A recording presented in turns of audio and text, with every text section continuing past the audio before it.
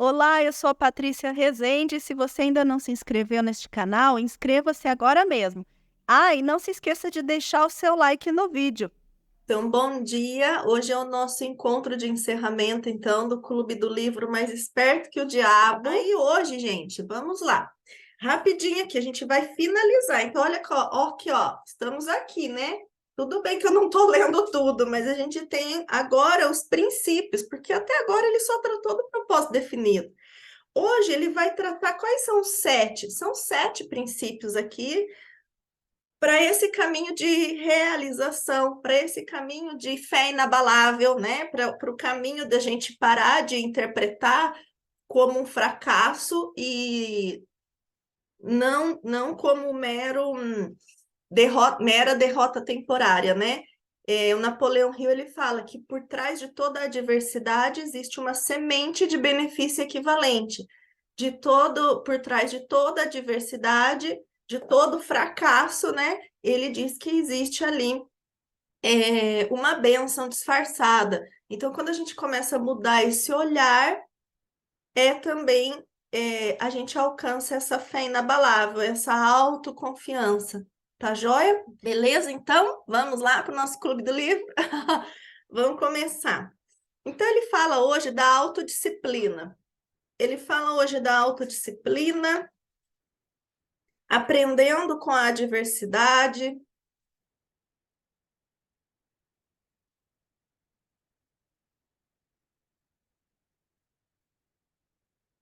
Tem muita coisa boa aqui. Então, vamos lá. Ele fala assim, ó, que tipo de preparação uma pessoa, Napoleão Hill perguntando então para o tal do diabo, né? A que tipo de preparação uma pessoa deve se submeter antes de ser capaz de avançar com definição de propósito? Aí a resposta, qual é o tipo de preparação? A pessoa deve ter domínio sobre si mesma. Esse é o segundo dos sete princípios. Então, ó, domínio sobre si mesma. O primeiro princípio é o propósito definido. Vou anotar aqui. Propósito definido. O segundo princípio, domínio sobre si mesmo, que esse domínio sobre si mesmo é a autodisciplina para esse caminho da realização, certo? A pessoa que não domina a si mesma jamais poderá ser líder de outras. A falta de autodomínio é, por si só, a forma mais destrutível de indefinição. E dominando os três apetites responsáveis pela maior parte de falta de autodisciplina das pessoas, a gente consegue dominar os outros. E ele traz como três apetites mais destrutíveis, né, para uma pessoa, se ela não tem autodisciplina nesses três apetites, ela dificilmente vai ter autodisciplina nos demais, mas se ela tiver nesses três, ela consegue com mais facilidade ter autodisciplina nos demais. E aí é o apetite por comida, o apetite por sexo e o apetite pelo desejo, né, de expressar opiniões imprecisas. Aí ele vai explicar como assim opiniões imprecisas. Aquela pessoa que ela nem tem todo o conhecimento aprofundado, ela vive emitindo opinião, ponto de vista dela sem fundamento nenhum, ela vive bisbilhotando a vida dos outros e expressando opiniões, mas ela mesma nem faz aquilo que ela fala, sabe? A pessoa fala um negócio e faz outro. Ele fala que essa autodisciplina é destrutível para qualquer ser humano. Comida, sexo e expressar opiniões imprecisas, tá? As pessoas que se contradizem o tempo todo, tá bom? Aí ele vai explicar isso aqui no detalhe, cada uma desses três apetites, mas eu não vou entrar no detalhe. Mas, gente, domínio sobre si mesmo. Vamos falar bem rapidinho aqui. Quando a gente fala de autodisciplina e a pessoa deve ter o domínio sobre si mesma, é o autocontrole, né? E aqui é o único controle que a gente tem que ter na vida. O único controle que a gente tem que ter na vida é o autocontrole, porque de resto a gente não controla mais nada. Então, A chave é: abra mão do controle, mas mantenha o controle sobre si mesmo. Mantenha o controle sobre os seus pensamentos. Então, manter o controle, essa autodisciplina, tipo assim, eu sei o que tem que ser feito e eu vou e faço, autodisciplina. Eu sei o que tem que ser feito, mas eu tô deixando de fazer, o oposto disso não é autodisciplina, né? Até eu falo assim muitas vezes, né? Que quem faz só o que gosta, quem faz só o que gosta é a criança. O adulto, ele faz o que tem que ser feito. E muitas vezes na nossa atividade, no nosso dia a dia, nesse nosso caminho, né, de como olhando para a nossa esfera profissional, vamos falar assim, a gente tem tarefas ali que a gente não gosta muito. Que não é assim, nossa, é a tarefa que eu mais amo fazer dentro do meu trabalho, mas precisa ser feito, então tem que ser feito. Então é a autodisciplina. Ah, você não gosta. Dá para demandar para outra pessoa? No momento você tem como ter braços para te ajudar? Essa tarefa que você não gosta de fazer, você tem como financiar que outra pessoa faça por você? Tem como investir? Tem como demandar? Tem, demande. Não deixa o negócio te atrasar ali, parado. Demanda, invista então em serviço de alguém, né? Contrate alguém. Agora, não tem no momento como investir, contratar braço para te ajudar? Ah, então arregaça as manguinhas e vai e faz você mesmo, sabe assim? A gente precisa fazer o que tem que ser feito, né? Dentro da minha atividade, eu amo tudo, tudo, tudo, quase tudo. Mas tem algumas coisinhas que não é, que a nossa senhora, não, às vezes não é o que eu não gosto. Eu sei que, puta, toma um tempo lascado. Mas, enfim, né? Quando a gente é eu keep, você se vira com tudo. Agora você começa a montar equipes para você, já começa a ficar mais, né? Já sai do eu keep, já começa a ficar mais aliviado um pouco. Mas às vezes assim a gente fala assim, ah, eu tenho que fazer tal coisa, ah, mas eu vou lá sentar, assistir uma série, ah, vou lá assistir minha Netflix, vou lá não sei o quê, ah, ou eu estou fazendo aqui uma dieta mais controlada, mas vou comer esse negócio aqui só hoje, aí no outro dia, vou comer esse negócio aqui também só hoje. Esse perigo do só hoje, né? É muito perigoso. Porque aí é a hora que vê, você instalou um hábito ali que está sendo prejudicial para você, né? Então, o único controle que nós temos que ter é sobre a nossa mente, os nossos pensamentos, as nossas emoções. Do contrário, a gente não tem controle de mais nada. Então, segurança, controle, essas necessidades, a gente tem que aprender a desapegar dessas necessidades, sabe? Curar o que tem que ser curado, onde a gente ainda tem necessidade de segurança, de controle, e para abrir mão disso, dessa necessidade.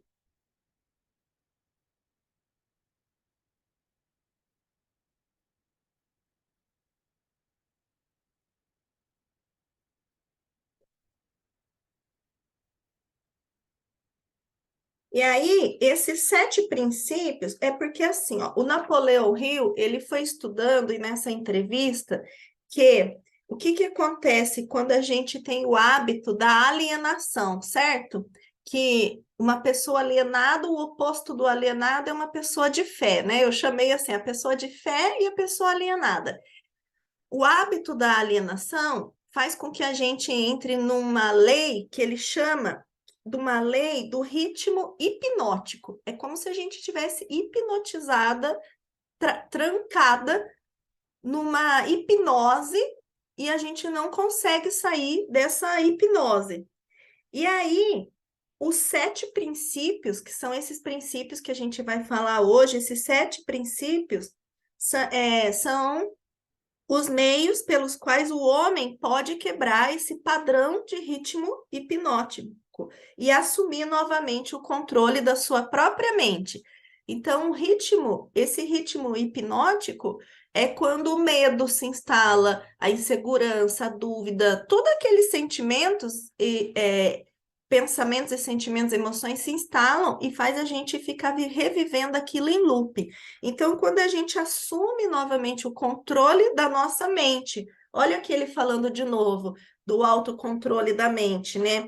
Aí ele vai falar que esses 7 princípios são os 7 passos que levam as vítimas desse ritmo hipnótico a abrir a fechadura de suas prisões autoimpostas, né? Ele fala que a nossa única limitação é aquela que a gente mesmo impõe na nossa própria mente. Então, aqui ele está falando, por isso que é autoimpostas. A gente cria prisões e a gente tranca isso. Só que esses 7 princípios, eles vão destrancar. Essa é o que vai abrir a fechadura dessas prisões autoimpostas, tá bom?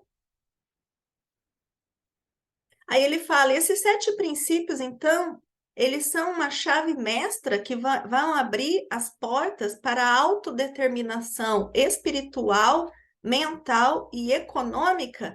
Aí ele pergunta, né? Isso é verdade? Sim, e essa é outra forma de dizer a verdade. E aí ele entra no aprendendo com a adversidade. E o Napoleão Hill, ele quer saber se o fracasso, em algum momento, ele é um benefício para o homem. Aí ele fala que sim, que na verdade aprender com a adversidade é o terceiro dos 7 princípios.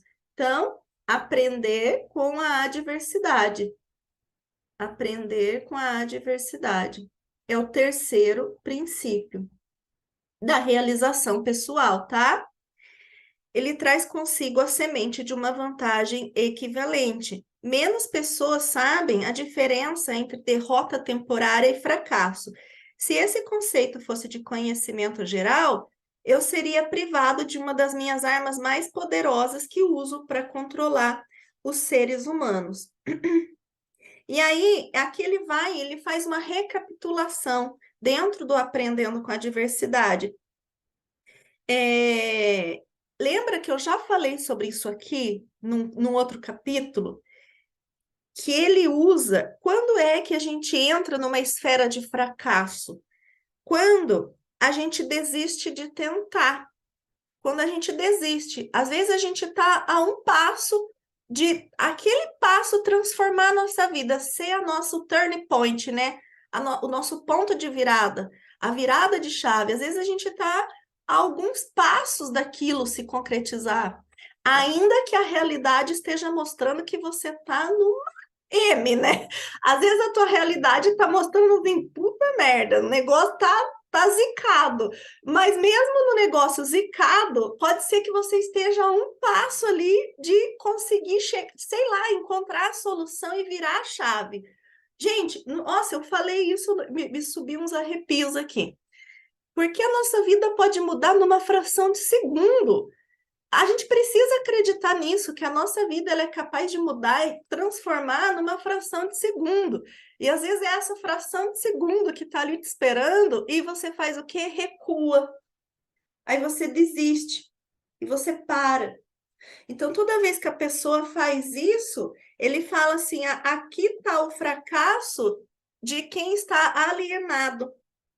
Se elas soubessem, se essas pessoas soubessem a diferença entre derrota temporária e fracasso, elas não desistiriam quando encontrassem as adversidades da vida. Elas não iam desistir, elas iam continuar prosseguindo. Quem são as pessoas de sucesso? As pessoas que prosseguiram. Ele não está falando isso aqui, não, sou eu que estou falando. Pessoas de sucesso que a gente encontra, que a gente, né, dentro dos nossos pontos de vista do que é sucesso, mas as pessoas que realmente são realizadas, pessoal e profissionalmente, são as pessoas que não desistiram, que continuaram prosseguindo, mesmo diante de todas as adversidades, entenderam? Quem que levantou a mão, Lucileia? Pode falar. Eu desliguei a câmera porque eu tava. Eu vou já ligar, porque eu tava tomando banho e me arrumando, eu já tô escutando tudo. Bom dia, Paty, bom dia a Bom todos. dia. É bem interessante essa contribuição da Paty a partir do livro, Porque há um ano atrás, né, quando eu conheci a Paty há uns 2 anos atrás, que foi em 2020, final de 2020, e é bem interessante que nessa parte, né, eu estava no percurso da dissertação e realmente era um desafio. Eu estava um passo de desistir, né? E aí eu lembrei de uma frase que eu sei que o que eu vou dizer que é muito forte e para mim faz muito sentido, né? E sem julgamento, né? Uma professora dizia assim: só serão lembrados os que não vão desistir. Se você desistir, você não vai ser lembrado. Então foi muito impactante quando ela disse isso. Só serão lembrados os que não desistem. Quem desiste não vai ser lembrado. Então, aí eu fiquei, gente, como assim? Então, isso para mim foi muito forte.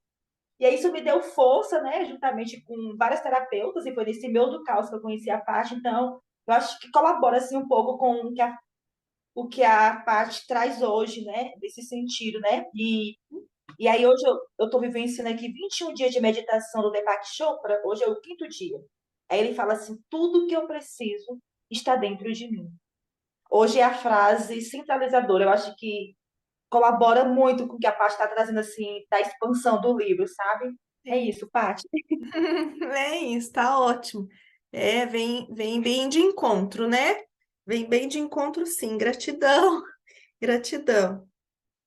Então, assim, ó, se soubessem que cada forma de derrota e todos os fracassos trazem consigo a semente de uma nova oportunidade, eles se manteriam batalhando por aquilo até que viesse a vitória, né? O sucesso normalmente está a um passo muito curto, além do ponto em que você desiste. E aí, isso é o mínimo que alguém pode aprender. O fracasso normalmente ele serve como uma bênção disfarçada, porque ele quebra o padrão do ritmo hipnótico e faz com que a mente se liberte para um novo começo. Então, quantas oportunidades, novas oportunidades e novas possibilidades surgem às vezes, muitas vezes, daquele momento que você está se sentindo fracassada, né? Não tem aquele pensamento que fala assim, quando o homem te fecha uma porta, Deus abre uma janela, sabe assim? Quem já ouviu isso? Quando o homem te fechar a porta, olhe para o lado, né? Que Deus pode estar abrindo uma janela para você. E através dessa janela é que você vai ver que existe um campo de várias possibilidades esperando. E que aquela porta que te foi fechada, ela pode ser uma bênção disfarçada, para que você veja outros caminhos, outras possibilidades, né? Esse olhar diferente para outras questões. Isso aconteceu comigo, várias vezes eu falo da minha trajetória, né? Então, quando lá eu estava na minha profissão de advogada e gerenciando equipes, eu nunca imaginei naquela época, nunca imaginei que hoje eu estaria vivenciando isso que eu faço, né? Então, toda a tristeza, a humilhação, medo, tudo que aconteceu na época lá no meu último local de trabalho foi um presente divino. Inclusive, eu consegui realmente perdoar quem eu tivesse que perdoar e realmente me sentir de verdade grata até pela pessoa que me causou a maior dor naquela época. Eu consegui ser verdadeiramente grata por ela quando eu falei assim: caramba, gratidão, porque você foi o maior presente da minha vida, porque a minha vida se transformou completamente a partir daquilo lá. E se não tivesse acontecido daquele jeito e tudo aquilo, sei lá se eu ainda estaria dentro de algum trabalho que não me realizasse tanto, né? De repente eu ainda estaria fazendo um trabalho que não ia me realizar inteiramente na minha vida, né? Então foi uma baita de uma oportunidade, foi uma baita. E na época eu não, logo que aconteceu, eu só me sentia um lixo, eu me sentia um lixo, eu pedia para Deus devolver a minha dignidade, né? É como se alguém tivesse tirado toda a minha dignidade. Então, olha o perigo. Eu havia transferido o meu valor pessoal para que outra pessoa ditasse o meu valor. Então, o que a pessoa fez, ela é quem ditou o meu valor. Então, ó como era distorcida a minha visão, né? De forma alguma. Eu descobri o meu alto valor. Eu descobri a minha autovalidação. Eu é quem preciso me validar. Eu, quando eu digo eu estou dizendo vocês, porque somos todos um, certo? Então, cada uma de nós é que tem que encontrar o seu alto valor, a sua autovalidação. E não a gente ficar transferindo isso para as pessoas, né? Reconhecimento, que o outro reconheça o nosso valor. É uma armadilha imensa isso. É uma armadilha imensa isso. Então, assim, gratidão por tudo como foi, tudo como deveria ser, porque foi o maior presente da minha vida. E com isso eu estendo isso e compartilho isso com mais e mais mulheres, cada vez mais, né? Eu fui levar essa transformação para mais mulheres e hoje estou aqui com vocês e quantas outras já passaram, né? Então, olha quanta beleza. Quanta beleza, num momento que eu estava me sentindo fracassada, né? E aquilo não era um fracasso, era uma derrota temporária, se pudesse, pelo ponto de vista aqui do livro, né? Eu atravessei uma derrota e eu consegui ver, aprender, que é aprendendo com a adversidade. E essa palavra, aprendendo com a adversidade, foi o que me fez virar a chave.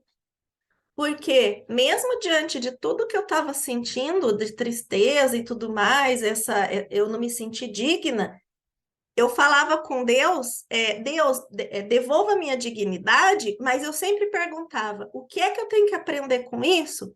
E olha que eu nem era de terapia, gente. Eu nem sabia dessas coisas que eu ensino hoje. Mas eu fazia a pergunta. E eu falei, o que que eu tenho que aprender com isso? Porque, de certa forma, no meu íntimo, eu estava buscando a responsabilidade para mim, porque o que eu tinha que aprender com aquela situação toda que estava acontecendo na minha vida para que aquilo não se repetisse mais, entendeu? Então eu ficava perguntando, e o que é que eu tenho que aprender com isso? O que é que eu tenho que aprender com isso? E eu acho que de tanto que eu falava nas minhas conversas com Deus e nos meus choros, né? Porque eu chorava desesperadamente para Deus, o que é que eu tenho que aprender com isso? E eu ainda falava assim, ó, o senhor não ia estar me permitindo isso, né? Eu ficava assim, o senhor não ia estar permitindo isso na minha vida se não fosse para vir algo melhor. Então eu tinha uma esperança dentro de mim que toda aquela turbulência, todo aquele caos é porque algo melhor me aguardava. Eu preferi me agarrar nisso, entendeu? Ó, como eu ainda tinha uma semente de oportunidade, uma semente de benefício equivalente. Havia uma sementinha dentro de mim de que aquilo é porque estava me preparando para algo melhor. Eu preferi acreditar nisso. E eu acho que foi essa minha crença, acho não, eu tenho certeza, que essa minha crença de que algo melhor me esperava e de que eu teria que aprender algo com aquilo, foi o que as bênçãos começaram a vir, porque eu não fiquei só presa no sofrimento, eu fiquei presa no que tem de melhor depois disso, né? O que tem de melhor? Ixi, gente, depois eu fui descobrir que não era Deus que estava permitindo, não, né? Que eram as minhas escolhas mesmo. Era euzinha, Patrícia, que havia criado tudo aquilo na minha vida, criado todo aquele caos para que uma criação maior surgisse depois, porque eu estava escolhendo, de certa forma, uma outra realidade para mim. Então, aquela realidade não comportava mais para mim. Eu vivia pedindo por uma realidade diferente. Eu estava pedindo isso para Deus antes. Aí precisou de, né? Passar a rasteira, né? Eu ir para o fundo do poço para perceber que, na verdade, aquilo tudo que estava acontecendo era a atualização das minhas escolhas acontecendo de uma forma totalmente diferente. Ó o controle, ó abrir mão do controle. Abra mão do controle, porque tudo que eu estava pedindo de uma vida melhor, de uma vida, de um trabalho que eu pudesse estar com meu filho, que é isso que eu pedia, um trabalho que eu pudesse estar com meu filho, um trabalho que eu pudesse estar mais tempo de qualidade com a família, e aí acontece tudo aquele caos. Não, foi o que aconteceu. Na verdade, eu criei, porque nós criamos tudo, tudo. Nós precisamos assumir essa autorresponsabilidade, que a gente cria tudo na nossa vida, o bom e o ruim, né? Então, na verdade, né, Deus estava permitindo, sei lá, mas eu havia criado, eu havia pedido por aquilo. E eu acho que se não fosse daquela forma de me tirar tudo e eu me ver lá no fundo do poço, né, talvez eu ainda não haveria descoberto a minha coragem, porque eu precisava de coragem para abandonar aquela carreira. E me faltava essa coragem na época, e eu ficava me sujeitando. De repente, quando eu me vi, né, naquela questão que ele traz lá no começo, né? Você vai passar por uma situação que o seu outro eu vai surgir. O outro eu meu surgiu. Foi onde aconteceu meu despertar, nos momentos de emergência. O Napoleão Hill, ele fala, né? Em momentos de emergência, você vai estar lá, nossa senhora, no fundo do poço, no olho do furacão, o seu outro eu pode surgir. E a gente tem que estar, né? Aí é que acontece o despertar para uma nova vida, para um novo mundo, né? Então é bem incrível. Quantas vezes a gente está passando por essas adversidades, mas a nossa atenção só está na adversidade. Então a gente precisa mudar a nossa atenção. Onde é que vocês estão colocando a atenção de vocês? Se a atenção estiver num problema que você está atravessando hoje, é mais de problema que você vai ter. Se você voltar a atenção para novas possibilidades e buscar soluções para aquilo, soluções vão aparecer, né? Porque tudo que a gente coloca foco expande. Então, onde é que nós estamos colocando a nossa atenção, tá? Volta a atenção para a realidade que você deseja criar e não na realidade que está se apresentando para você, porque a circunstância em volta, a nossa realidade externa, ela vai querer te moldar. A circunstância, ela vai querer te moldar, mas você não é feito das circunstâncias. Você não é isso aí. Você está nisso aí, percebe? Você está vivenciando um momento difícil. Você não é um momento difícil. Você é muito mais que isso. Você é filha do Criador. Então, você é uma co-criadora aqui na Terra. Então, onde é que está o seu foco? Onde é que você vai escolher, decidir a partir de hoje, colocar o teu foco na construção da vida que você deseja ter e não na que você está experienciando agora.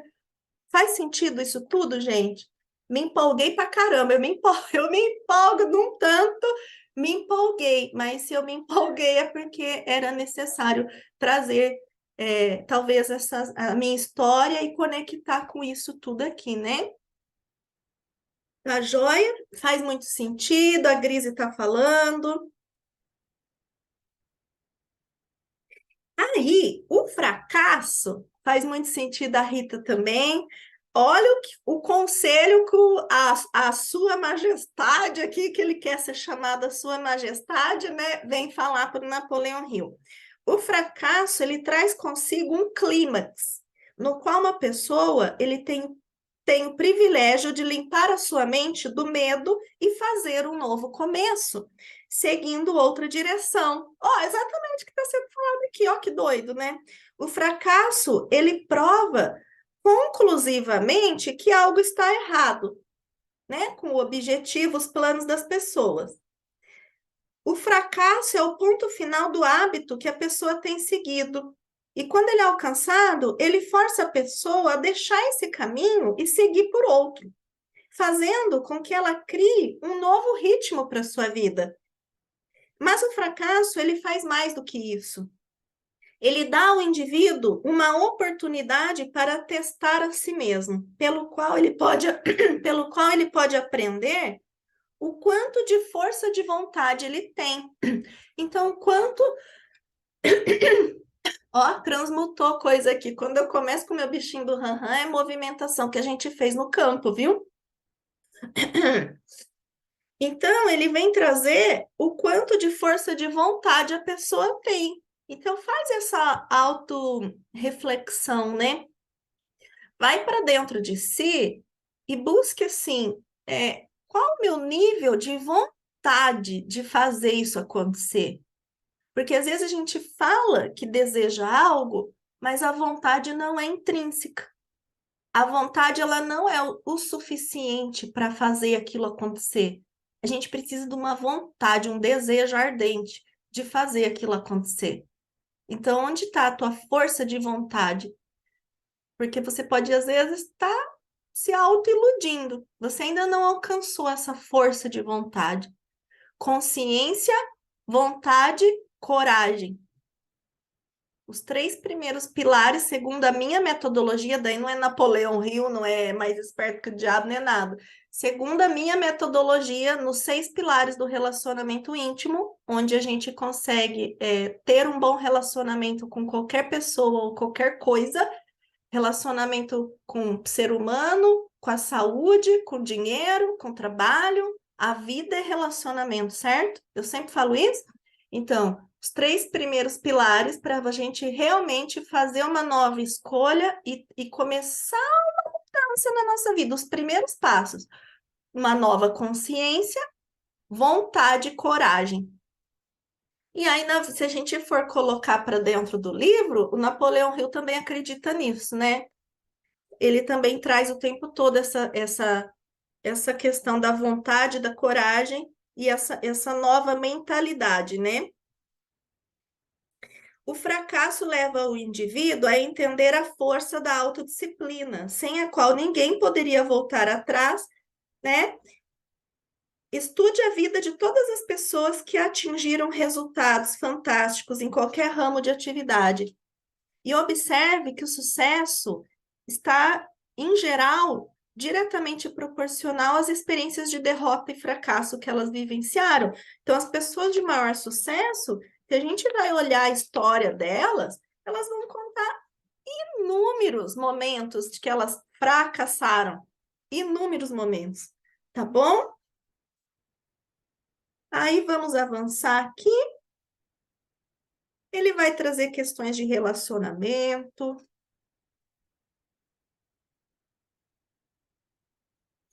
Então, em outras palavras, o fracasso é sempre uma bênção quando ele força a pessoa a adquirir um conhecimento novo e a construir novos hábitos que vão levar à realização de outros objetivos. Aí o diabo fala, sim, correto. E é algo mais. O fracasso é uma bênção quando ele força a pessoa a depender menos das forças materiais e mais das forças espirituais. Nossa, quando que o fracasso ele se transforma numa bênção? Quando a gente abre mão de buscar tanta força aqui material e a gente se conecta cada vez mais com a força espiritual. É aí que as pessoas, os seres humanos, descobrem os seus outros eus. Essas forças que operam pelo poder do pensamento. Somente após alguma catástrofe, né, que vai privar a pessoa ali, aí quando o homem não consegue mais usar as suas mãos e os seus pés, ele geralmente começa a usar o seu cérebro. Assim ele coloca-se no caminho de descobrir o poder que existe na sua mente, para a tua mente, a tua força do pensamento ser o seu amigo, sua amiga e não mais a sua inimiga, né? E aí a gente se conecta com a fonte divina, com esse poder espiritual.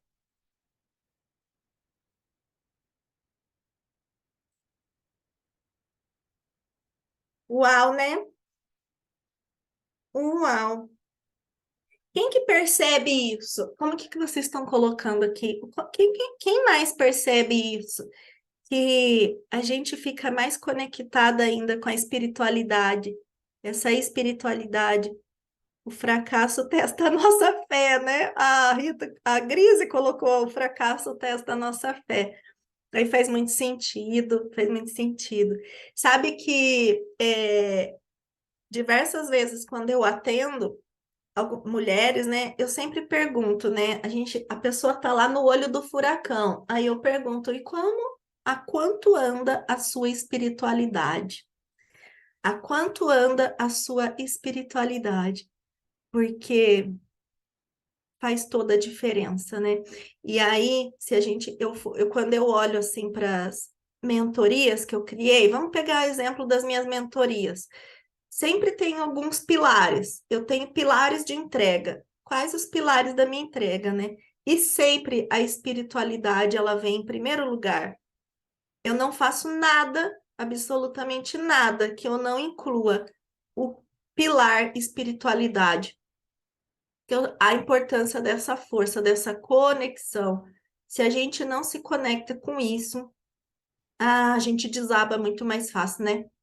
Ou aí a gente desaba e não levanta, isso que é o problema. O que faz a gente às vezes desabar que não tem problema, a vida é cíclica, né? Tudo é cíclico, certo? Nós vamos ter momentos de oscilar, mas a gente não fica lá no limbo. A gente não fica mais no limbo, a gente sobe.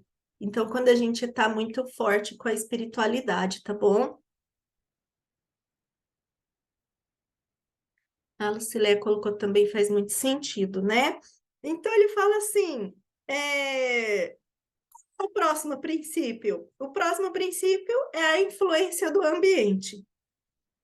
O ambiente ou meio consiste em todas as forças mentais, espirituais e físicas que afetam e influenciam os seres humanos. Aí, o meio ambiente, diversas vezes, repetidas vezes, o meio ambiente, ele vai criar os nossos pontos de vista. O ambiente, ele vai influenciar nas nossas crenças. Se a gente se mantiver num ambiente tóxico por muito tempo, a gente não vai falar que a gente não vira uma pessoa tóxica também. Então, ele tem essa força. Então, cabe a nós também fazer uma escolha de falar: pera lá, esse ambiente não está fazendo bem para mim, para a gente sair dessa esfera, desse ritmo hipnótico e de se manter naquilo, né? Aí, o ambiente, ele é como todo o oposto existe, o mundo é dual, a dualidade, né? A lei da dualidade. Então, o ambiente, a gente tem que analisar bem quem é que você vai convidar para se sentar na sua mesa, né? Jesus Cristo, ele convidou as pessoas que iriam se sentar na mesa com ele, certo? Quem são as pessoas que vocês vão convidar para se sentar na mesa com vocês? Porque ele pode ser tanto por uma questão negativa quanto por um positivo, né? Essa nossa ambiência. Nós aqui nesse momento hoje, né? E nos encontros, nós formamos um ambiente. Ambiência não é a mesma coisa, mas aí com o ambiente vem uma ambiência que as pessoas estão ali direcionadas por um mesmo objetivo, de crescer, de evoluir, expandir a consciência, né? Se tornar pessoas melhores e tudo o que mais cada intenção particular de cada uma aqui. Mas ele é um ambiente propício para o crescimento, para frutificar. Agora tem outros ambientes que não é para frutificar, tem outros convívios, né? Então, qual é o teu convívio? Qual é o ambiente que nós estamos convivendo? E às vezes, outros interesses, a gente acaba se mantendo presa lá naquele ambiente que não nos faz bem, né? Como é o próprio exemplo que a Grise, né, acabou de trazer para a gente. Tá bom? Então, a gente precisa ter muita cautela com quem são as pessoas que nós vamos nos associar. Ele fala assim, muita cautela, tá bom?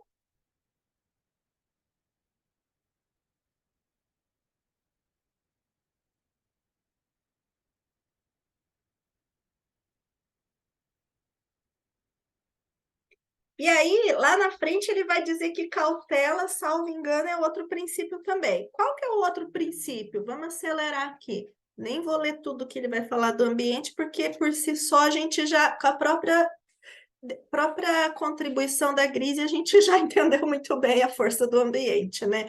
Agora a gente vai descrever o próximo princípio, que é o tempo.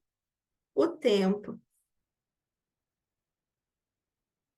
Então, existe um lapso de tempo necessário para dar permanência aos hábitos de pensamentos, não é? Não é na repetição, no decorrer do tempo, a gente instala hábitos. Então, somente o novo tempo, uma nova repetição, a gente vai instalar novos hábitos. E aí, ele fala que o tempo, ele divide todos os hábitos de pensamentos em duas classes: o pensamento negativo e o pensamento positivo. Os pensamentos de um indivíduo, eles estão constantemente modificando-se e sendo recombinados para se adequarem aos desejos de indivíduo. O tempo penaliza o indivíduo por todos os pensamentos negativos. Olha que interessante isso. Ele fala que o tempo, ele penaliza o indivíduo por todos os pensamentos negativos e o recompensa por todos os pensamentos positivos, de acordo com a natureza e o propósito dos pensamentos. Se os pensamentos dominantes de uma pessoa, os pensamentos dominantes, eles são negativos, o tempo vai penalizar o indivíduo, construindo em sua mente o hábito do pensamento negativo.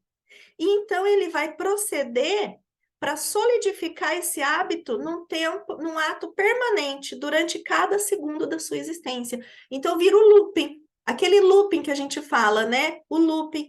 Então ele vai virar um looping de pensamentos negativos. Agora, os pensamentos positivos são, da mesma forma, construídos pelo tempo, e eles acabam tornando hábitos permanentes. O termo permanência, tá, gente? Ele põe bem entre aspas, refere-se à vida natural do indivíduo, porque, literalmente falando, nada é permanente, certo? Nada é permanente, mas nessa permanência ele está falando durante a vida, nessa passagem terrena aqui. Nessa nossa passagem terrena aqui, se o tempo que você passa durante o teu dia é alimentando pensamentos negativos, ou o tempo você passa durante sua vida, o seu dia, é alimentando pensamentos positivos. A depender disso, é o que vai virar os teus pensamentos dominantes, tá bom? E o tempo também é o que influencia a natureza, as experiências humanas podem ser amadurecidas. Olha que legal. Aí ele vai falar da sabedoria. Ele fala que o tempo também é o que vai nos amadurecer para nos trazer sabedoria. E eu sempre falo, quem que está comigo aqui há mais tempo, as meninas vão lembrar disso, que eu sempre falo que sabedoria não é conhecimento, que conhecimento é da terra. Conhecimento é o que a gente faz aqui na Terra. Por exemplo, aqui nós estamos adquirindo conhecimentos, mas a sabedoria, eu costumo dizer, a sabedoria, ela vem lá do alto, ela é canalizada, ela é acessada, a gente acessa um nível de sabedoria. A gente acessa esse nível. Tanto que tem pessoas, eu falo exemplo assim, quantas pessoas que a gente conhece nessa vida, que a pessoa nunca foi para uma escola. Ela não sabe o que é o ensino fundamental, uma faculdade, ela não sabe, mas ela tem uma sabedoria imensa. Ah, eu estou muito arrepiada, gente, Céu, de falar isso. Por quê? Não é a mesma coisa o conhecimento. Aí ele fala, existe uma sabedoria, uma habilidade de se relacionar com as leis da natureza, de tal forma que essas leis da natureza possam servir a você. E essa habilidade de quando a gente começa a servir, utilizar as leis da natureza a nosso serviço, essa habilidade passa a gente começa a se relacionar com as outras pessoas também. Aí, de uma forma que a gente vai ganhando a cooperação harmoniosa, a gente vira esse instrumento de contribuição e cooperação harmoniosa e consciente dessas pessoas, né? E aí a gente vai se contribuindo nesse movimento.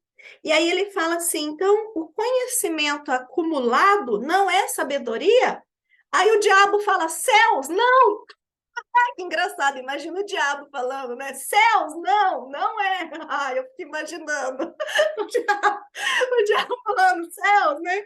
Se o conhecimento fosse sabedoria, as realizações da ciência não seriam convertidas em instrumentos de destruição. Olha que louco, né?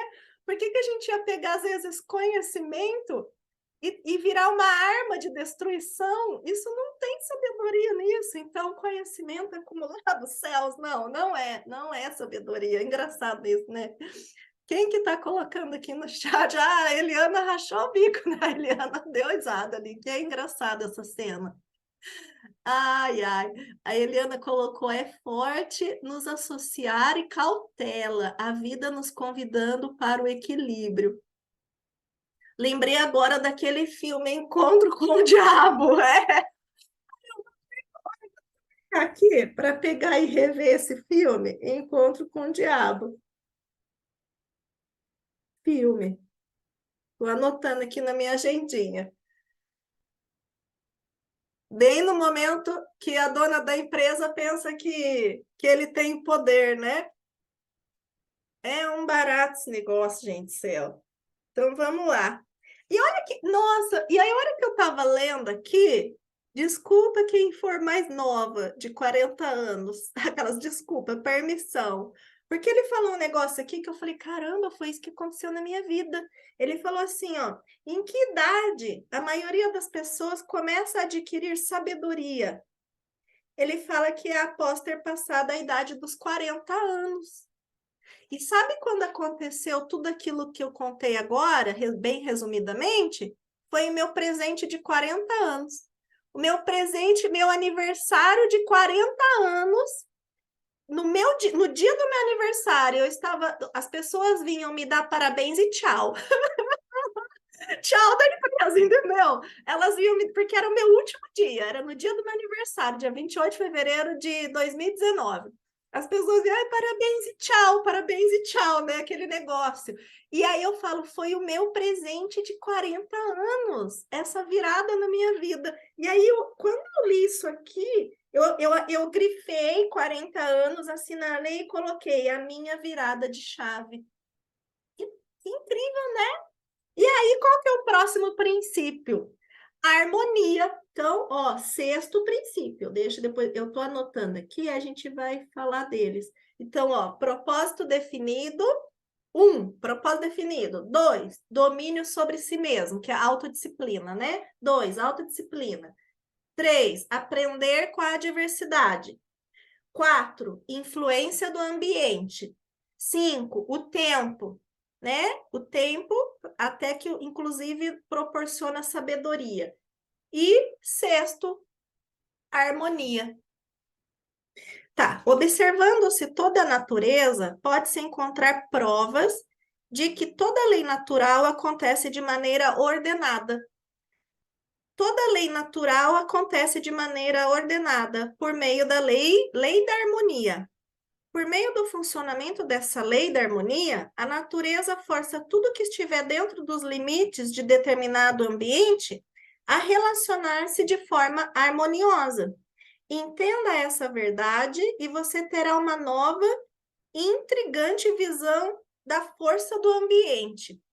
Você entenderá por que a associação com mentes negativas é fatal para todos aqueles que estão em busca de autodeterminação. Então, ele fala que a lei da harmonia, ela tem forte interferência, né? Inclusive sobre o ambiente. E aí, vamos ler aqui uma outra questão.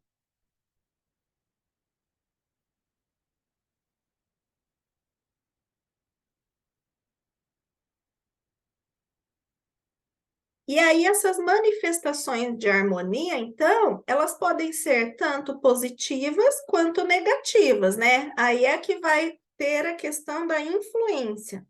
Influência para o negativo ou influência para o positivo.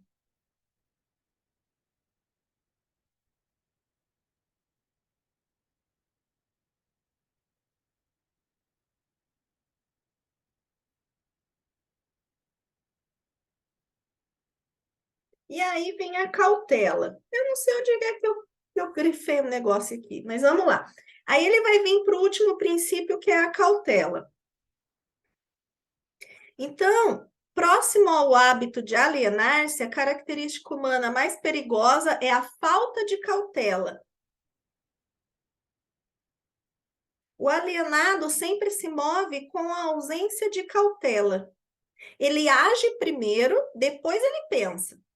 Se é que ele pensa. Ele está escrito assim, o alienado, ele age primeiro, depois ele pensa. Se é que ele pensa, né? Porque também não é, a gente acha que está pensando, não está pensando, né? Ele não escolhe seus amigos. Ele aliena-se e permite que pessoas se liguem a ele nos seus próprios termos.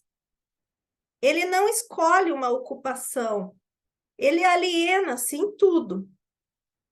E ele fica convidando as pessoas a enganá-lo também, porque ele está ali sem cautela. A gente está sem cautela, se a gente não tem cautela, a gente está sujeito a atrair pessoas também que vão nos enganar, né? A gente está, se relacionando com tudo e com todo mundo sem, né? Sem nenhuma cautela. E é muito incrível que ele fala assim, ó, ele convida as pessoas, a pessoa que não tem cautela, e ele vai falar aqui do excesso de cautela, tá? Mas a gente já chega no excesso de cautela. Mas vamos lá. Ele coloca assim, ó. Ele convida as pessoas a enganá-lo nos seus negócios. Ele convida a doença e negligenciando, né? Quando algumas coisas, a falta de cautela acaba trazendo doenças para a vida da pessoa. Convida a pobreza. Convida o fracasso. Convida o medo. Estou resumindo, tá? Porque ele fica explicando cada frase dessa.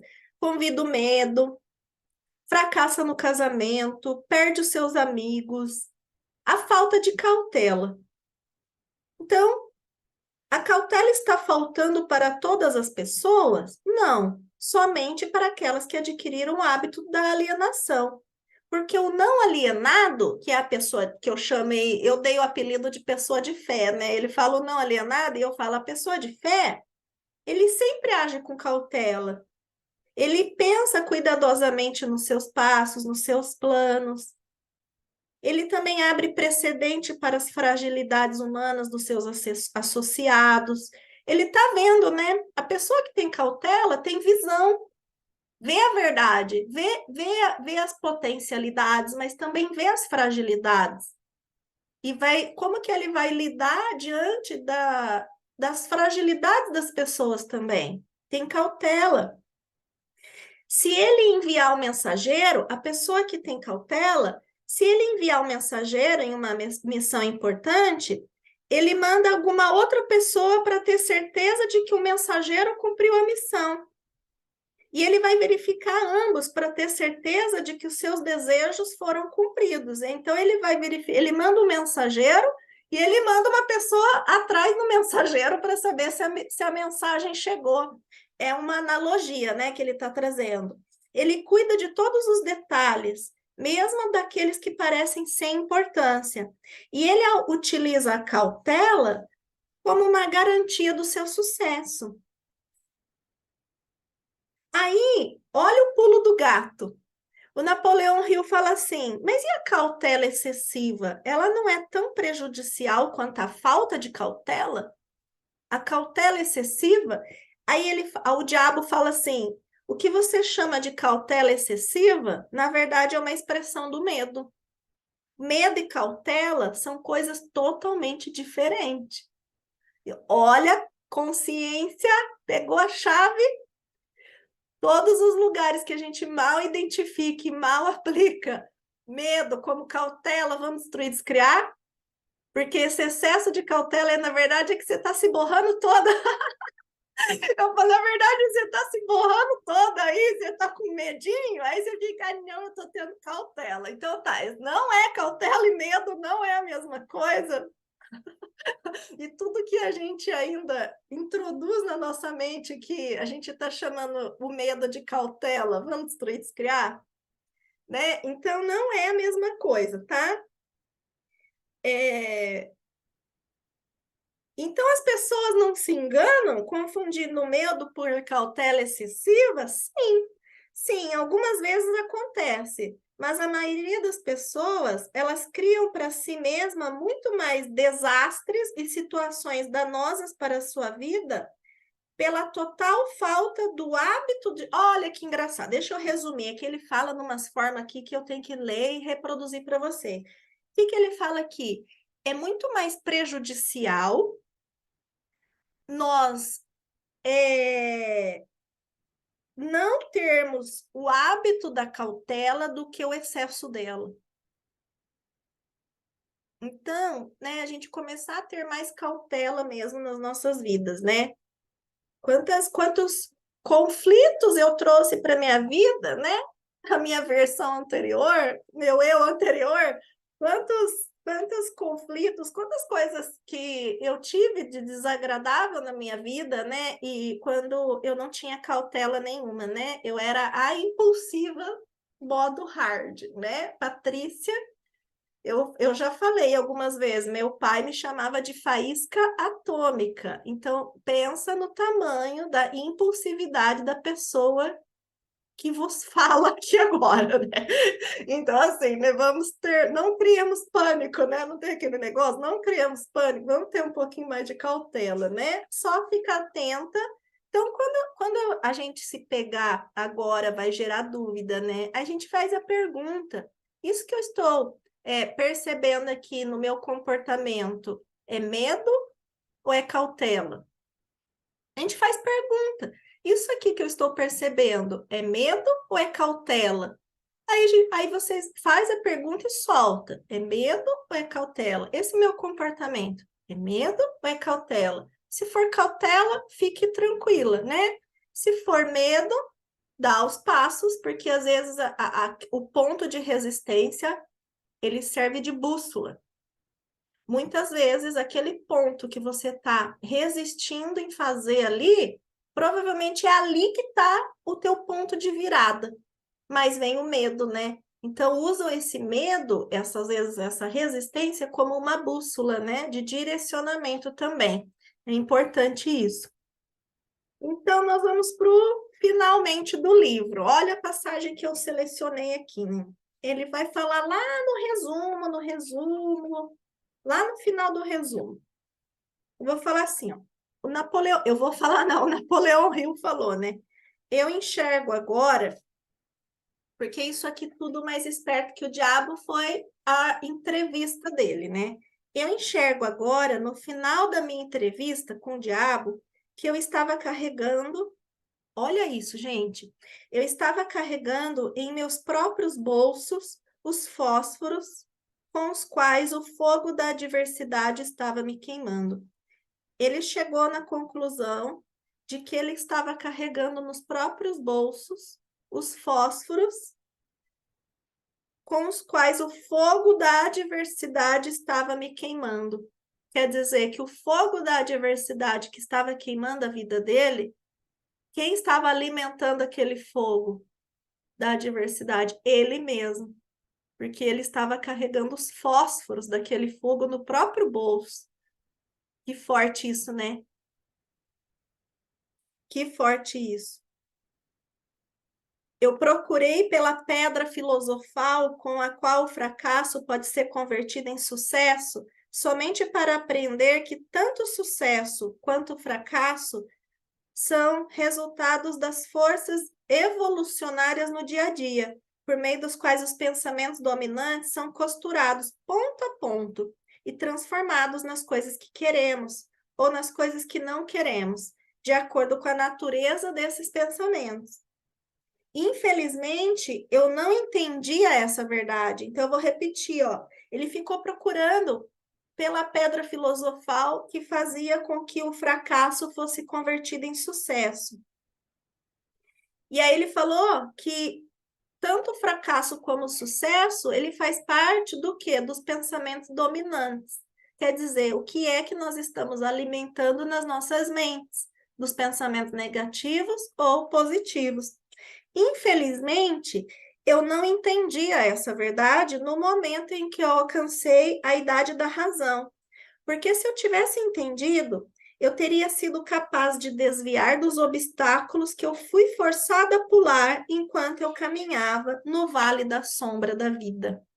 Se ele tivesse entendido essa verdade, que a nossa mente, as nossas crenças, é que criam a nossa realidade, ele teria sido forçado a pular os obstáculos enquanto ele caminhava no vale da sombra da vida.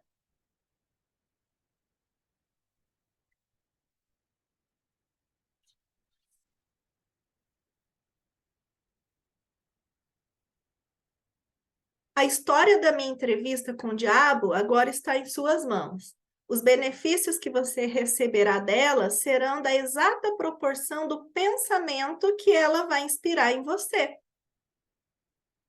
Então, né, a partir do teu ponto de vista, o ponto de vista de cada um aqui é que vai ditar o quanto de benefício que toda essa entrevista e toda a história, né? O Napoleão Hill trouxe tudo o que aconteceu com ele antes, para ele despertar esse novo eu, esse outro eu dentro dele, né?